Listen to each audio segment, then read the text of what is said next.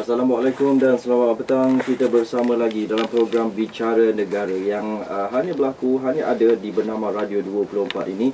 Kita bawakan perbincangan kita berkenaan dengan kenegaraan bersama tetamu kita dari Sekretariat Ilmuwan Malaysia, Ustaz Ahmad Fazlin Yahya dengan kita waktu ini. Assalamualaikum Ustaz.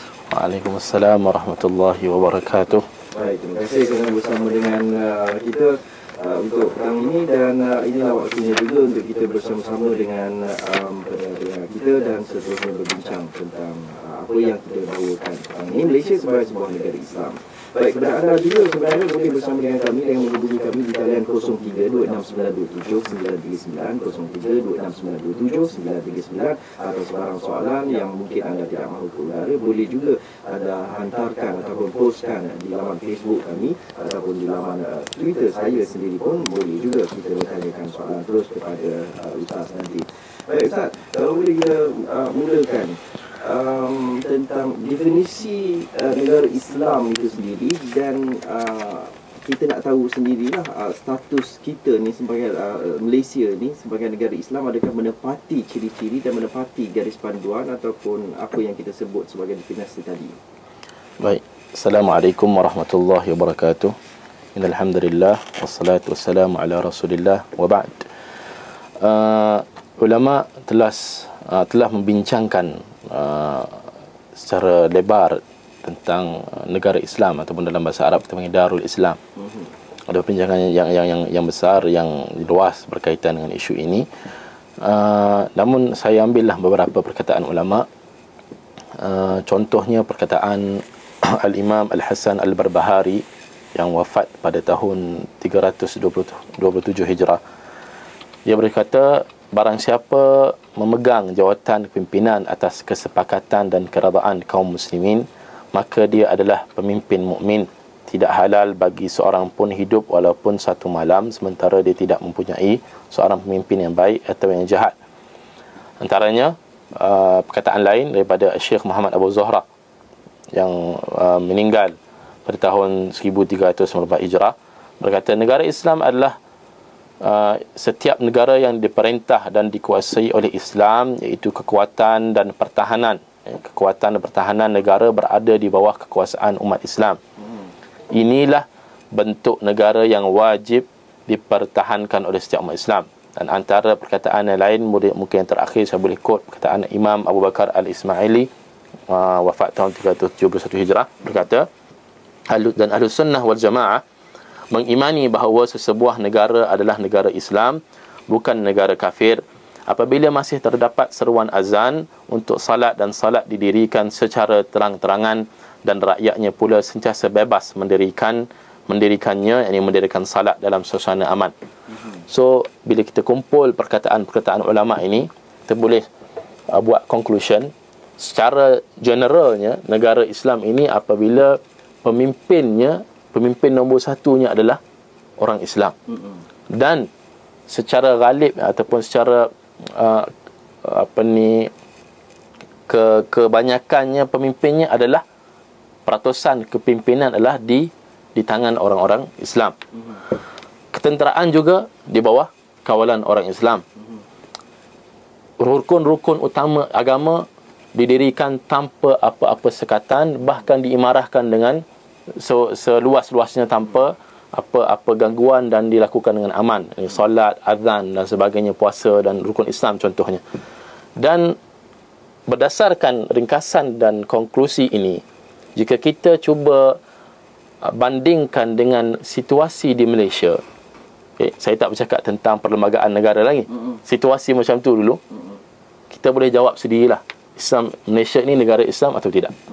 Pemerintahnya, kuasa ketenteraannya, rukun-rukun utama agama boleh dibangunkan, didirikan dengan aman tanpa gangguan dan larangan atau tidak.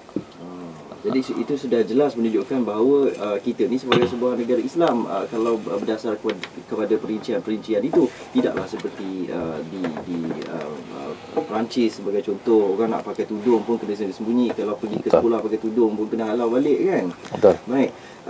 Itu satu bab, dan dari segi perlembagaan sendiri pun sudah menyatakan menerusi perkara 3 fasal 1 dalam Perlembagaan Persekutuan dengan jelas menyebut bahawa memperuntukkan bahawa agama Islam sebagai satu agama rasmi di negara ini. Namun begitu, mengapa agaknya ada apa orang kata tu, kata-kata ataupun umpatan daripada orang yang mengatakan kita ni tidak cukup Islam, kita ni negara Islam tapi tidak cukup Islamnya. Baik, biasalah manusia ni kalau ada satu pepatah Arab, ridan nas ghayatun la tudrak. Keredaan manusia ini satu objektif, satu ghayah, satu matlamat yang memang susah untuk kita capai. Ialah kita negara berbilang kaum, walaupun kita ada lebih kurang 62% populasi rakyat Malaysia adalah orang Islam. Dalam 62% tu pelbagai pula fahaman-fahamannya.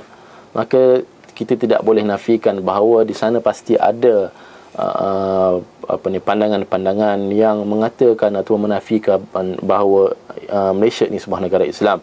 Sebagaimana yang telah saya sebutkan, perkataan-perkataan ulama, dan ini sudah maklum, bukan orang tak tahu. Siapa belajar fiqh dan semua, dia akan tahu perkataan-perkataan ulama ini tentang negara Islam, ciri-ciri negara Islam. Tambah pula dengan perlembagaan negara yang jelas menetapkan bahawa Islam sebagai agama persekutuan. So, tidak nafikan dari segi implementasinya di sana masih ada kelemahan. Tidak ada langsung pun di dalam dunia ini satu negara pun boleh mendabik dada bahawa negara kami adalah 100% negara Islam. Namun untuk menafikan, kalau kita nafikan Malaysia bukan negara Islam, kita nak cakap negara apa? Sebab dalam Islam ada dua je. Darul Islam, Darul Kufur. Negara Islam, negara tidak Islam, which is negara kafir. So takkan kita nak letak Islam Malaysia ni negara mana? Kalau bukan negara Islam. Yang moderate tak ada. Negara munafik ke apa? Tak ada, kita ada dua je. Okay.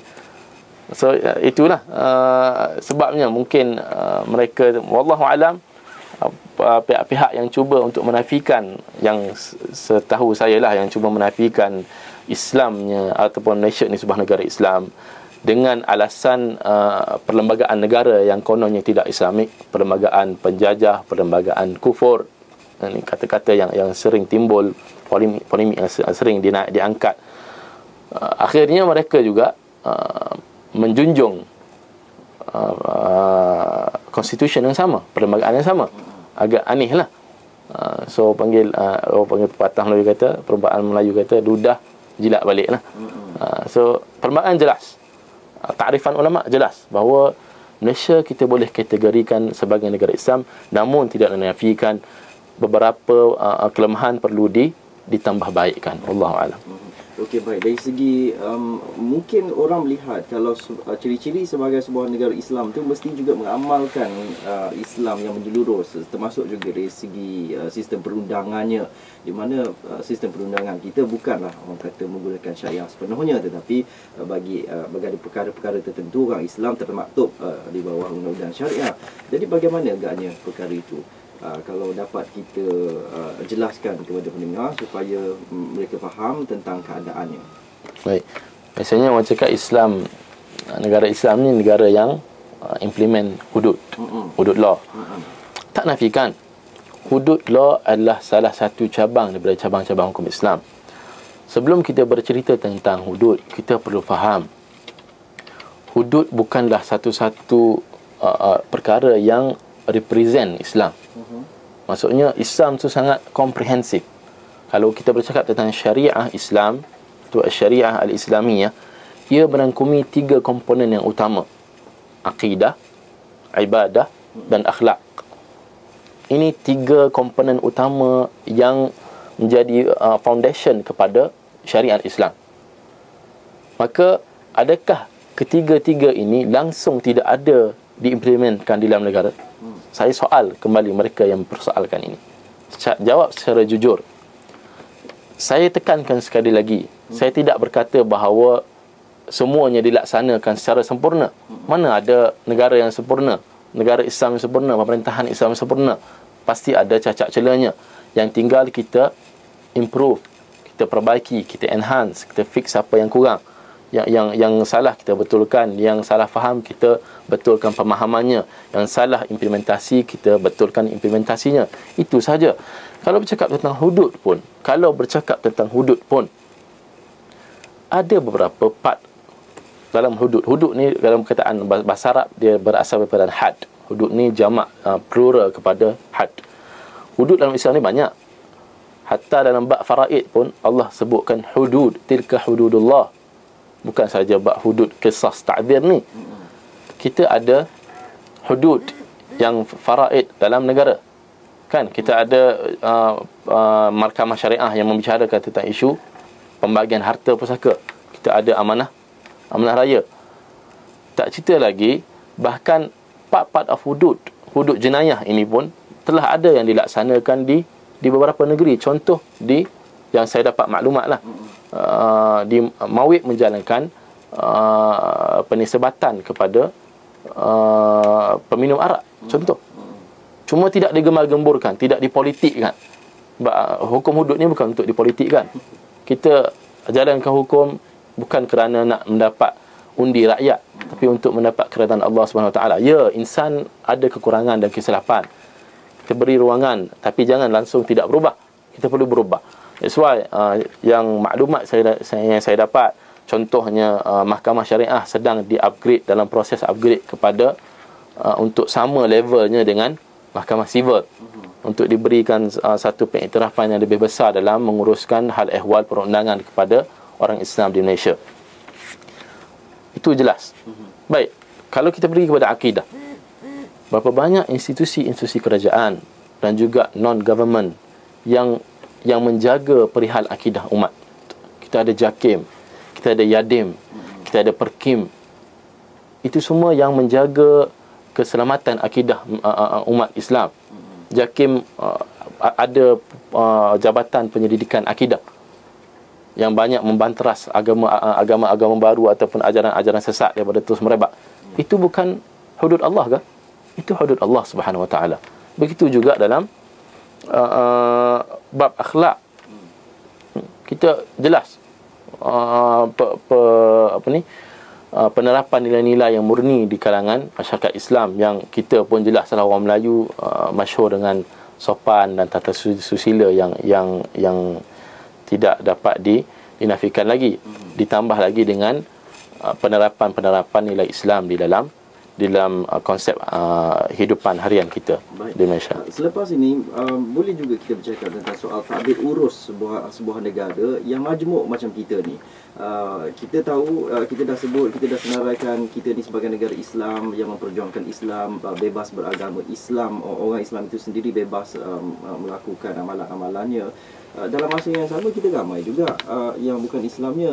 Kita ada gereja yang besar juga, kita ada orang kata tu rumah sembahyang bagi penganut agama yang berbeza. Ini besar-besar, semua tinggi-tinggi, belaka pun, patung pun besar. Jadi bagaimana agaknya corak dan corak tadbir urus dan juga menjalani kehidupan sehari-hari ini dalam keadaan yang macam ini.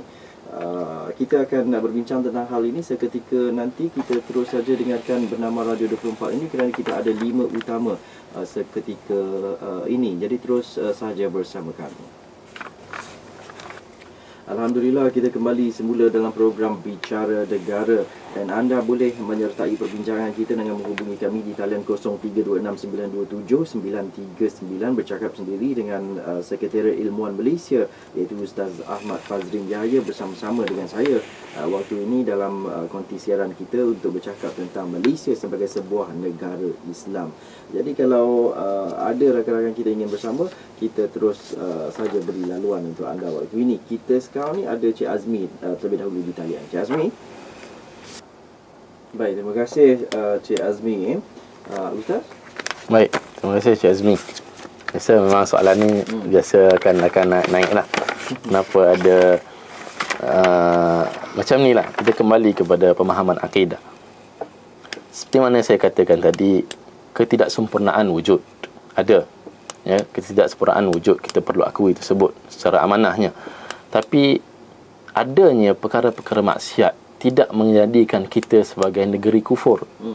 Tidak menjadikan pemerintah kita kafir, kecuali adanya redha daripada pemerintah kita. Itu benda berbeza. Kita kena faham kenapa adanya, kita kena cek, kena tabayun, tasabut dan confirmkan, make sure kenapa masih ada contohnya macam Saudara Zul sebutkan tadi, gereja besar, tokong besar, kilang arak yang besar, pusat judi yang besar. Kenapa benda tu ada? Kenapa benda tu ada? First kita kena tanya, kenapa benda tu ada? Dan kenapa kerajaan tidak mampu untuk menutupnya? Jika kerajaan mampu, ia adalah satu kewajipan untuk kerajaan hapuskannya. Kerana ia adalah ciri-ciri negara Islam. Tapi sekali lagi saya katakan bahawa kewujudan semua benda tersebut tidak menjatuhkan negara ini kepada negara kufur. Tidak menjatuhkan negara ini kepada kufur. So kita jangan ambil sikap-sikap khawarij yang terus menerus dengan lajunya mengkafirkan pembuat dosa. Bahkan kerajaan kita pun bukannya, pemerintah-pemerintah Islam bukannya mereka meminum arak, berjudi dan sebagainya. Judi itu dilakukan, arak itu diminum oleh orang-orang kafir. Namun saya tidak kata benda itu halal untuk terwujud. Jika ada kemampuan, itulah yang terbaik. Namun kewujudan benda itu tidaklah membawa kepada negara Malaysia jatuh kepada negara kufur. Malahan ada undang-undang kalau nak masuk ke Genting pun orang Islam tidak dibenarkan. Ya, itu setahu saya. Itu sebahagian daripada halangan-halangan. Bahkan akta arak ni pun saya rasa ada prosedur yang ketat. Rasa ia salah untuk dijual kepada orang Islam. Namun akta-akta tersebut boleh dipertingkatkan ketatnya terhadap orang Islam. Contoh, tidak sepatutnya boleh dijual secara terbuka dan sebagainya. Itu perlu dikaji untuk penambahbaikan. Namun saya ingin tekankan kewujudan kilang arak, kewujudan tempat judi, ia tidak menjadikan negara kita terus jatuh menjadi negara kufur. Ini peranan yang jabatan-jabatan ataupun orang kata badan-badan yang disebut oleh Ustaz awal tadi, JAKIM. Ya, JAKIM Nadim untuk peranan. Untuk mengkaji, ya kita kena terima hakikat secara wakilnya, secara realitinya. Malaysia adalah negara yang populasinya berbilang kaum. Tekanan-tekanan daripada bangsa-bangsa, terutama bangsa yang non-Muslim ada. So kita yang bukan pemerintah ini mungkin kita sedap menabur segala tohmahan dan sebagainya. Kita yang tidak berada di kursi pemerintah, kita tak tahu apa yang kita perlu lakukan. Baik, soalan yang kedua tadi Cik Azmi itu tentang ada agaknya tak contoh pada zaman-zaman Nabi dahulu berlaku perkara macam ni, yang mana Nabi pun terpaksa benarkan, mungkin disebabkan oleh desakan-desakan daripada tuntutan-tuntutan pada bangsa lain yang bukan Islam itu. Alhamdulillah, Nabi SAW sebagai mana yang kita makruf sering diutarakan dalam mana-mana tazkirah, peringatan, penceritaan tentang Nabi SAW. Dia adalah sebaik-baik qudwah, sebaik-baik ikutan, sebaik-baik role model dalam semua, hatta sebagai seorang pemimpin. Dan negara Islam di Madinah adalah negara Islam yang terbaik tanpa cacat celanya, kerana ia dinaungi dan diketuai oleh seorang insan yang juga merupakan seorang Nabi utusan Allah Subhanahu Wa Taala. Maka mana mungkin Allah membiarkan nabinya, rasulnya melakukan maksiat kepadanya sendiri. So benda ni tak berlaku. Namun masih ada sahabat-sahabat yang tertangkap minum arak dan sebagainya. Contoh dalam satu hadis, sahabat tersebut ditangkap berkali-kali, dikantoikan berkali-kali meminum arak. Lalu para sahabat lain suruh belasah dan sebagainya, hukum dia. Maka Nabi cakap jangan. Hukum lah, tapi tak hukum ikut hukum Islam lah, sebat dan sebagainya, tapi jangan dicelanya dan sebagainya, kerana aku tahu dia mencintai Allah dan Rasulnya. Maka kita kena faham akidah dengan secara sahih. Berbeza orang kafir dengan pelaku maksiat. Perbezaannya jelas ketara. Pelaku maksiat di sisi ahli sunnah wal jamaah ialah fasik, golongan fasik. Adapun kafir, mereka sama ada mensyirikkan Allah, kafir kepada Allah Subhanahu Wa Taala. So kena jelas. Maka negara Islam pun sama. Sebagaimana adanya negara Islam, adanya negara kafir, adanya orang insan Islam dan insan kafir. Negara Islam pun dia tidak semudah-mudah itu kerana adanya gereja, kerana adanya pusat judi, maka dia terus turun jadi negara kafir. Sedangkan pemerintahnya adalah Islam. Sedangkan salat, azan dan semua jelas syariat boleh dilakukan secara sebenarnya tanpa gangguan dan halangan sedikit pun. Okey, baik. Selepas ini kita akan jawab panggilan telefon lagi. Namun begitu kita beri laluan terlebih dahulu kepada seruan azan pada jam 4.40 minit petang ini, menandakan waktu solat fardu asar bagi kawasan Kuala Lumpur dan kawasan-kawasan yang sama waktu dengannya. Assalamualaikum. Kita kembali lagi dalam program Bicara Negara ini, dan terima kasih di atas kesetiaan anda untuk terus setia bersama kami dan teruskan perbincangan kita dalam Bicara Negara ini berkaitan dengan Malaysia sebagai sebuah negara Islam. Kita jawab panggilan telefon terlebih dahulu sebelum kita ajukan soalan tersebut kepada Ustaz Ahmad Kazim Yahya, Sekretariat Ilmuwan Malaysia. Kita ada Cik Zani. Assalamualaikum. Baik, terima kasih Cik Zani. Baik. Soalan pertama, tahun 1997 semasa Perhimpunan Agung UMNO, Tun M ataupun masa itu Dr. Mahathir ada mengungkapkan seperti mana yang saudara Zaini ungkapkan. Wallahu alam, saya tak berani nak confirmkan kebenarannya. Saya minta maaf, mungkin kekurangan maklumat saya berkaitan dengan itu. Saya pun mula mengikuti Perhimpunan Agung UMNO ni baru pada tahun 2011-2010 baru saya rapat dengan Perhimpunan Agung UMNO. Sebelum tu wallahu alam, saya tak pernah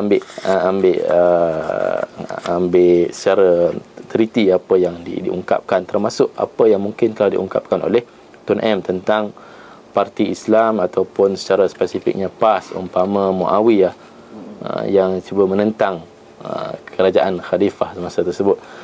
Saya rasa isu ini telah diulas oleh Al-Fadhil Ustaz Idris Sulaiman tempoh hari. Saya tak silap sesi dia yang lepas.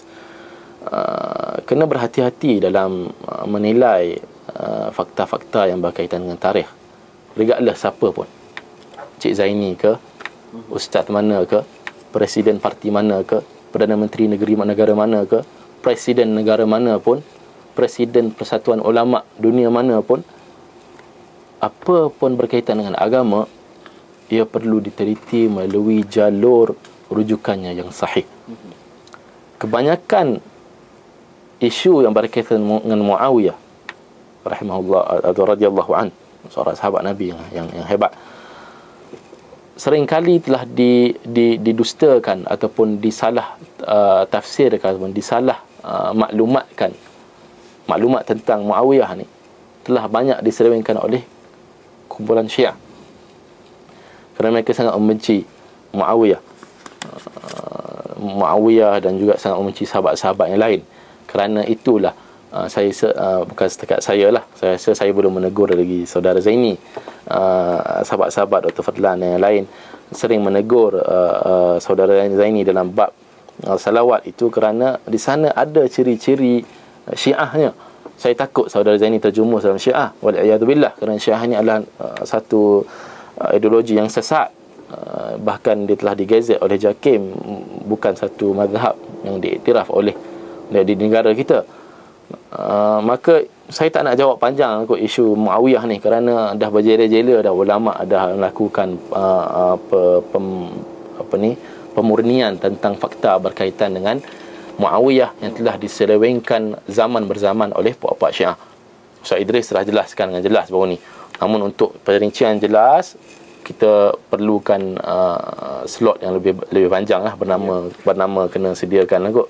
Kan? InsyaAllah kalau ada ruangnya tu. Baik, isu selawat ini, Allahumma salli ala Muhammad wa ala ali Muhammad, dan dalam salat dan dalam tahiyat itu ibadah.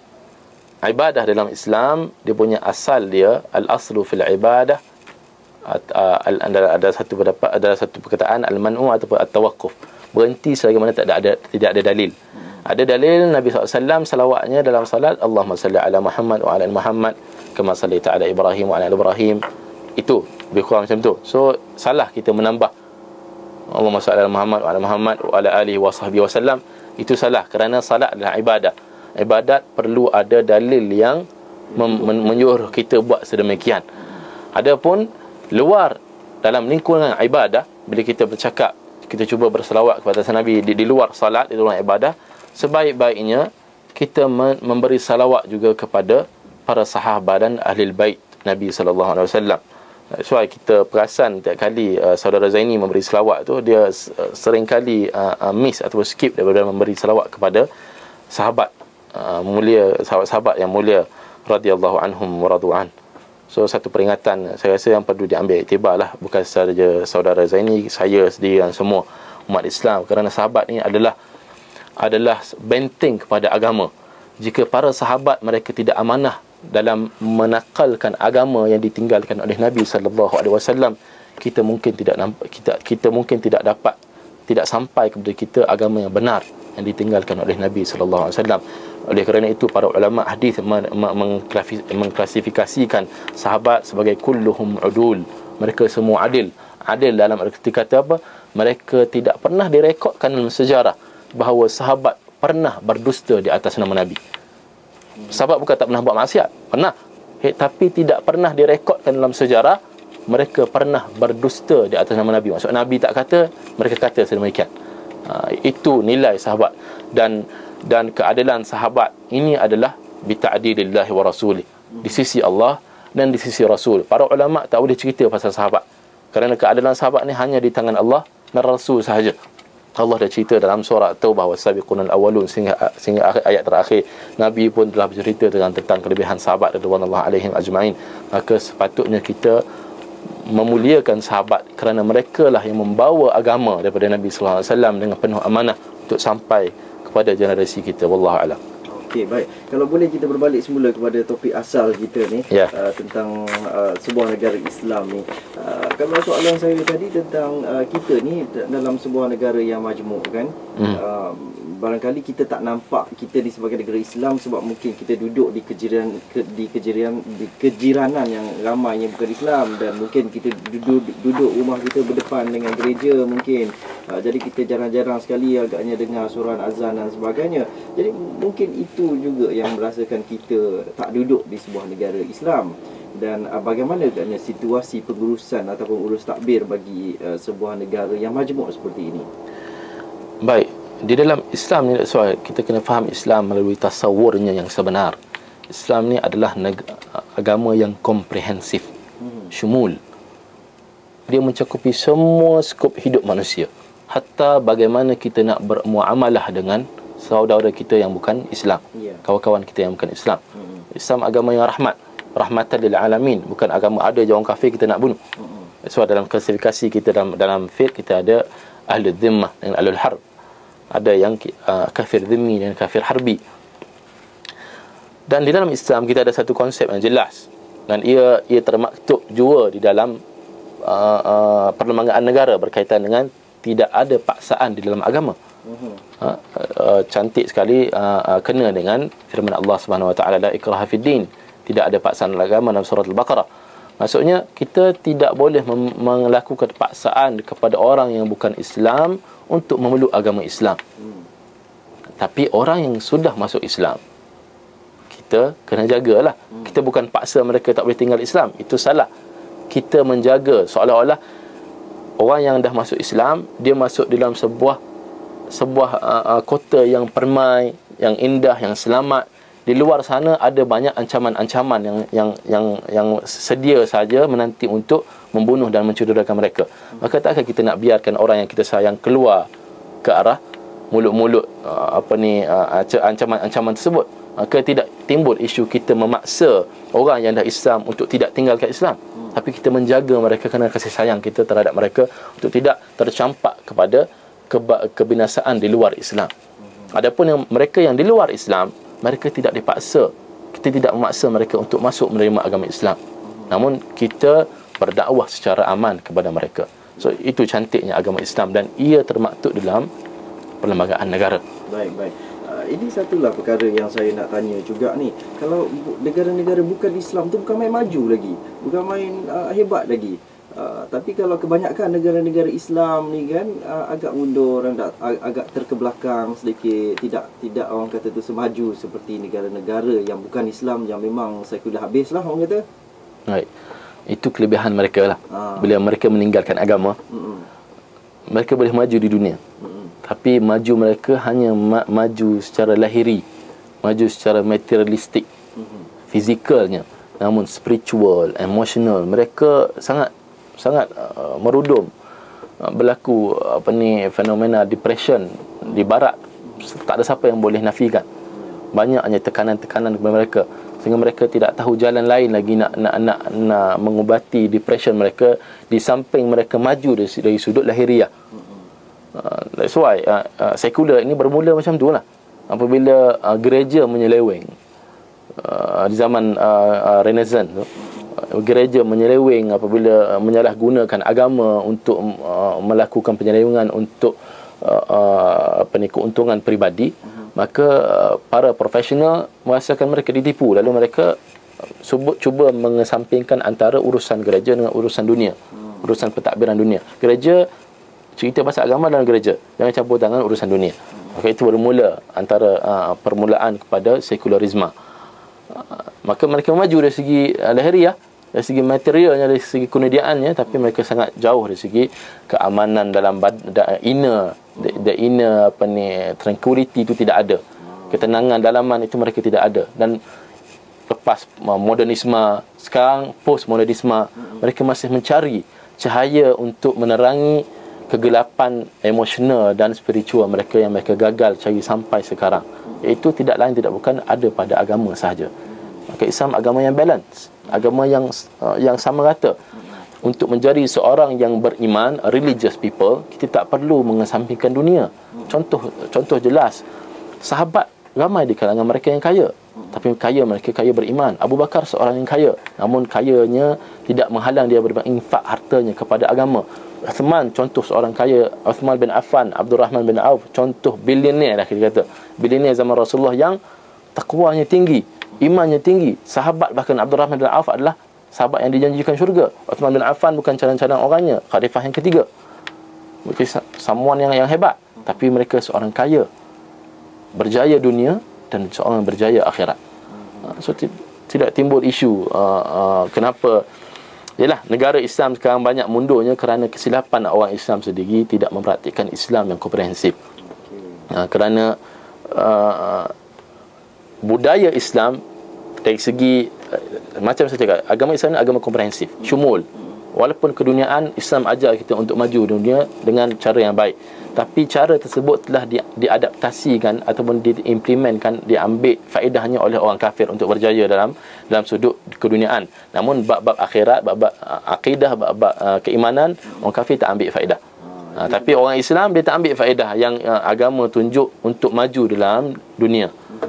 Itulah masalah dia. Itu yang kita dapat lihat, kes-kes bunuh diri bukan main banyak lagi di negara-negara sekular, dengan negara yang bukan Islam ini. Betul.